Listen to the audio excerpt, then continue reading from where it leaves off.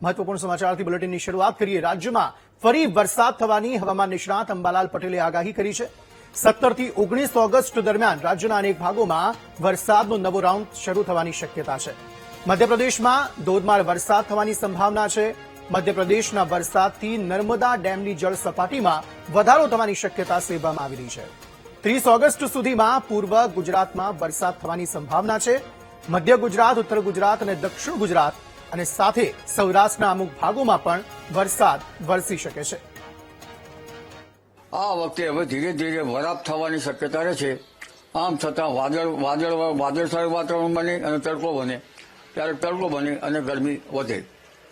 ક્યાંક ક્યાંક વરસાદ ઝાપટા પડવાની શક્યતા રહેશે, પરંતુ ગુજરાતના ઘણા ભાગોમાં સ્વાતંત્ર્ય દિન નિમિત્તે હરકત આવવાની શક્યતા ઓછી રહે।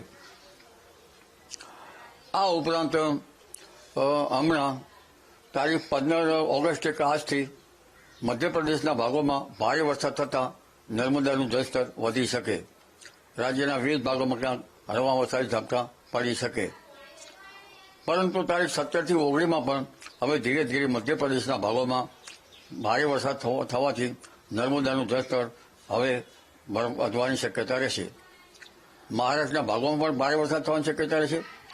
દક્ષિણ ગુજરાતમાં તાપી નદીનું જળસ્તર પણ વધવાની શક્યતા રહેશે। સૌરાષ્ટ્રના મધ્ય ભાગોમાં વરસાદ થવાની શક્યતા રહેશે। પશ્ચિમ સૌરાષ્ટ્રના કોઈ ભાગોમાં પણ વરસાદ થવાની શક્યતા રહેશે। જોકે પશ્ચિમ સૌરાષ્ટ્રમાં સપ્ટેમ્બરમાં સારો વરસાદ થવાની શક્યતા રહેશે।